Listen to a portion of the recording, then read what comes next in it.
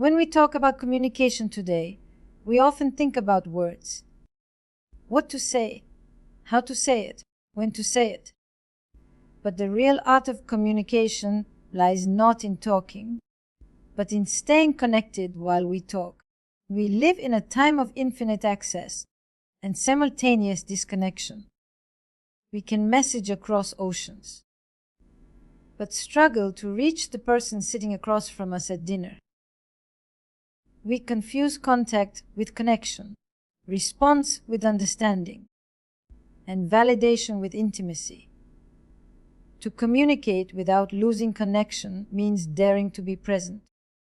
It requires that we listen not just to reply, but to be moved. That we stay curious, not certain. Most of us listen through filters of expectation, fear, habit.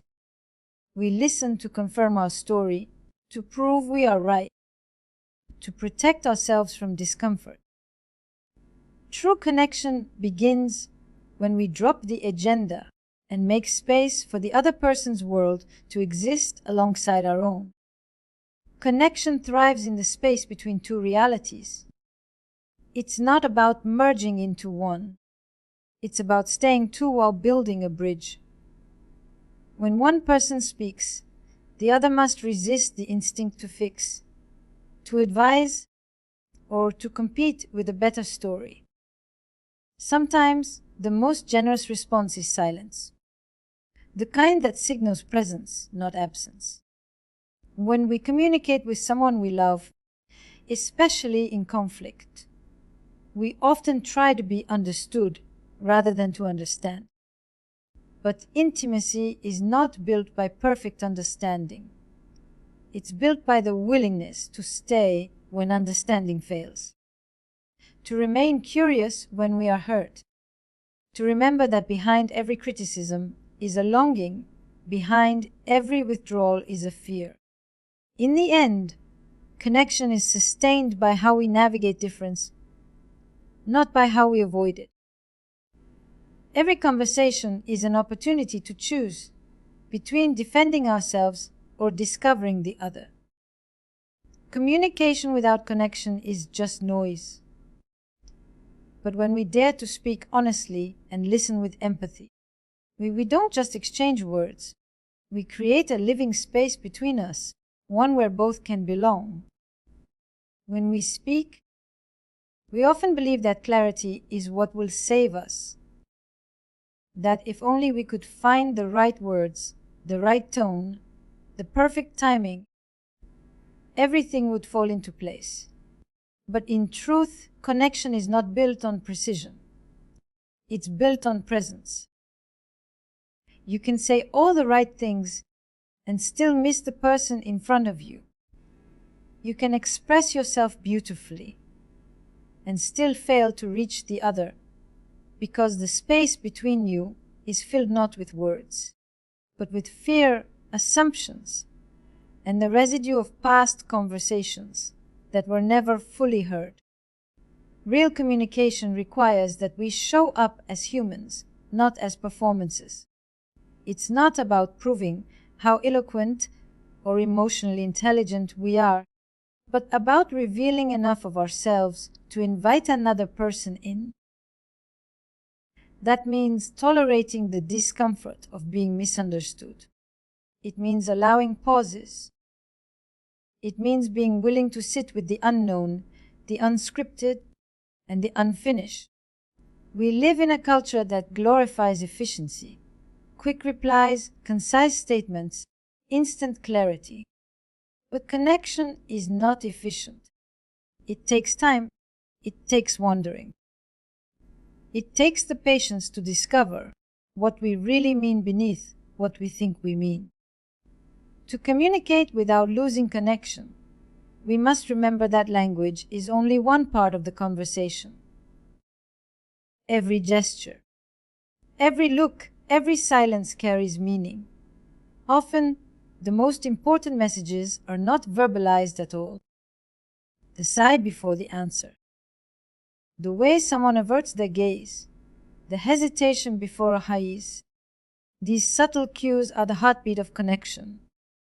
Yet, We rush past them because we want resolution more than relationship. We want to move forward instead of sitting still. But connection grows in the moments when we are willing to pause, to notice, and to name what is happening beneath the surface.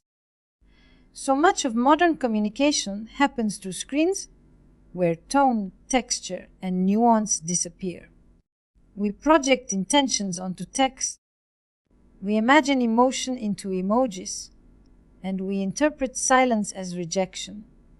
The digital world has expanded our ability to reach others, but it has also diluted our ability to feel them. We have never been more connected or more alone. The challenge now is to bring our full humanity into these digital exchanges. To write as if we were looking someone in the eye. To message as if the other person's heart could feel our words. Connection also demands boundaries. To stay connected, we must first stay separate. When we blur too much, when we take responsibility for the other's feelings, when we collapse our needs into theirs, we lose ourselves in the name of closeness. But connection without selfhood is not intimacy, it's fusion. The paradox is that true closeness depends on distance. It's in the space between us that desire, that curiosity, and respect are born. If there is no distance, there is no encounter, only repetition. So, to communicate without losing connection, we must allow the other to remain other. Listening then becomes an act of generosity, not listening to respond, to analyze, or to correct, but listening to be touched. Listening that says, I want to know what it's like to be you, even if it challenges me. Such listening requires humility. The humility to admit that our perspective is not the only one, that our truth is partial. In this space, connection becomes a dance rather than a debate. It's not about who's right, but about what's real. In relationships, romantic, familial, professional, miscommunication is inevitable, but disconnection is not. What breaks us is not misunderstanding itself, but the absence of repair. We argue, we withdraw, we build walls instead of bridges. Yet, repair is where connection deepens. When we come back after a rupture, when we say, I may not have heard you the way you needed, can we try again? That's when trust grows.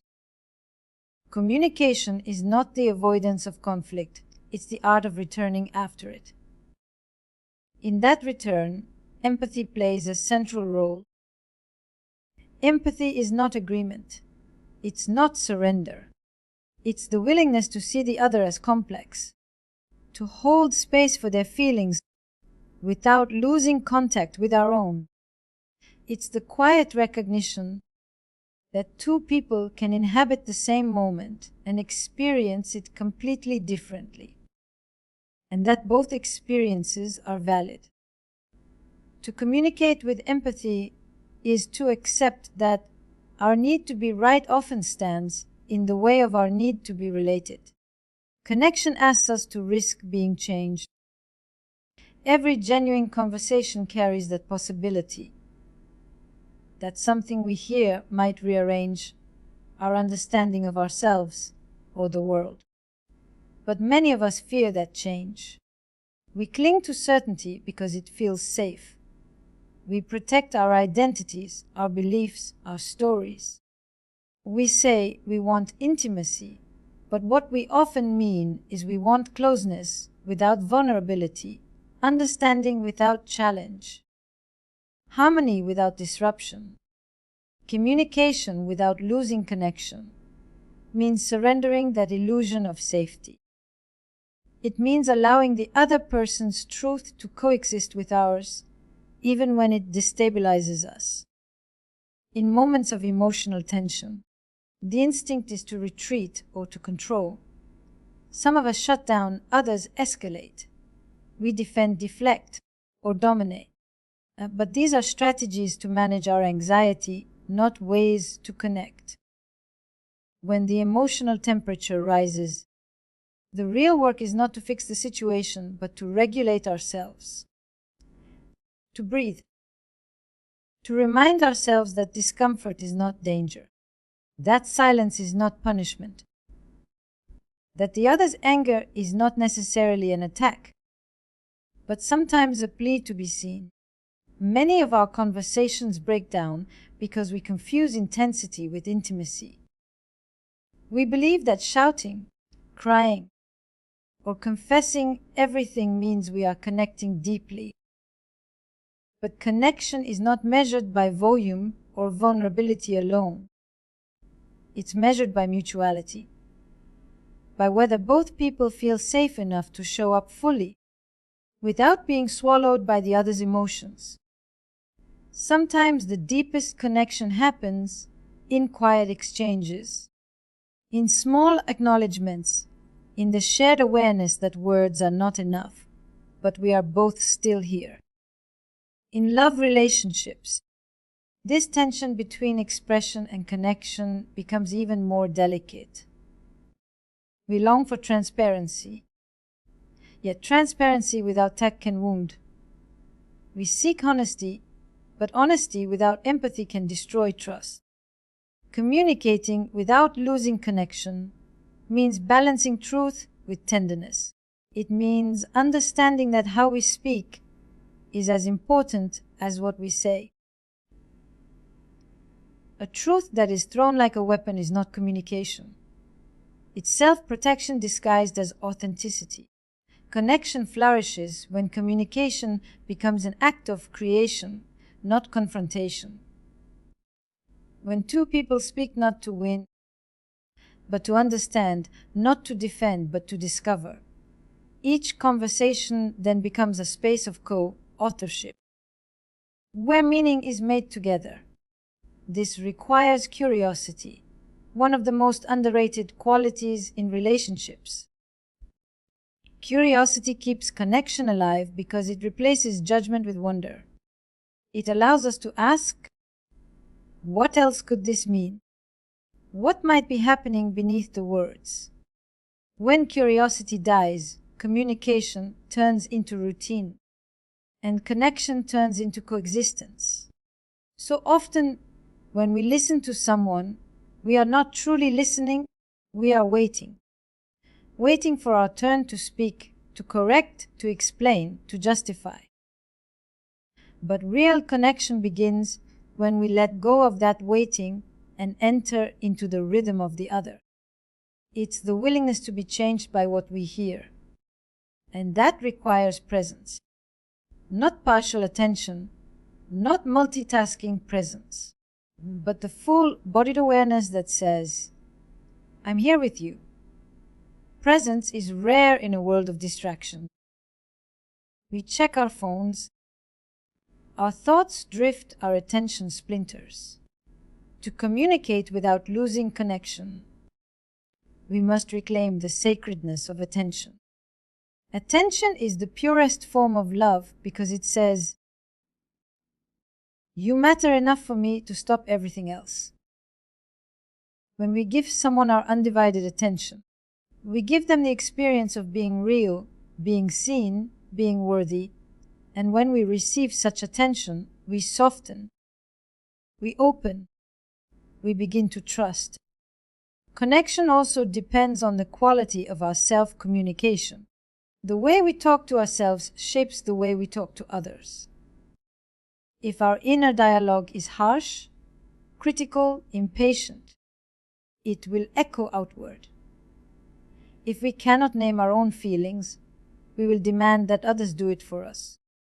If we are disconnected from ourselves, every conversation becomes a projection. To communicate without losing connection, we must first learn to connect within, to notice what we feel, what we need, and what we fear. Self-awareness doesn't eliminate conflict, but it brings clarity to it. Sometimes connection means saying less, resisting the urge to over-explain, to justify, to narrate our every emotion. Silence can be a form of respect, a gesture of trust that the relationship can hold what words cannot. But silence can also be a withdrawal, a weapon, a way of controlling the emotional field. The key is intention. Silence that protects connection is different from silence that punishes it. The former invites, the latter excludes. To communicate well, we must learn the difference. And then there is humor, the unsung hero of connection. Humor breaks tension, restores perspective, brings playfulness into seriousness. When we laugh with someone, we momentarily suspend judgment and open a shared space of relief. Humor reminds us that even in difficulty, we are still capable of joy. In moments of conflict, a touch of lightness can reintroduce humanity where defensiveness once stood. Communication that includes humor is not shallow, it's resilient. The stories we tell ourselves about others shape how we communicate with them. If we see someone as an adversary, we will speak to defend. If we see them as fragile, we will speak to protect. If we see them as capable, we will speak to engage. A connection thrives when we replace assumption with inquiry. Instead of saying, "You always do this," we can ask, "What happens for you when this comes up?" Such small shifts change the emotional landscape. They move us from accusation to curiosity, from certainty to discovery. Cultural context also shapes connection. In some cultures, directness is valued. In others, harmony takes precedence. What feels like honesty to one person can feel like aggression to another. To communicate without losing connection, we must be aware of these cultural narratives. Not to avoid difference, but to navigate it with grace. Connection is not uniform, it's adaptive. It asks us to learn new languages, verbal and emotional, to meet others where they are. In our closest relationships, we often expect the other to know us intuitively. We say, "You should know what I need." But telepathy is not connection. Expecting others to read our minds is a subtle form of control. It denies them the opportunity to truly know us through dialogue. Communicating our needs directly is an act of vulnerability, not weakness. It says, "I trust you enough to tell you who I am," and it invites reciprocity, an exchange of honesty that deepens intimacy. There will always be moments when connection falters. We misread, we react, we retreat. But these moments do not signal failure. They are part of the rhythm of relationship. Every bond has a pulse of closeness and distance, of knowing and misunderstanding. To communicate without losing connection is to dance with that rhythm rather than resist it. It's to understand that connection is not a constant state, but a continual act of renewal. Ultimately, communication is how we make each other feel seen, safe, and significant. It is how we say, "I recognize your humanity, and I want to stay in contact with it, even when it's hard." Connection doesn't require perfection. It requires repair, humility, and the courage to keep showing up. When we communicate from that place, where listening is as sacred as speaking, where presence is more important than performance, we create relationships that are not just functional, but alive. That aliveness is what sustains us. It's what allows two people to look at each other after an argument and say, "We're still here." It's what turns communication into communion, a meeting of two worlds, distinct yet intertwined. And in that space, where words meet understanding and difference meets compassion, connection becomes not just a skill, but a way of being. So, when all the words have been spoken and all the silences have been shared, what remains is this. Communication is not about being right or eloquent or even fully understood. It is about staying in the room, emotionally, mentally, spiritually, when it would be easier to leave. It's about remembering that between you and me lies a fragile, living space that needs care, patience, and truth to survive.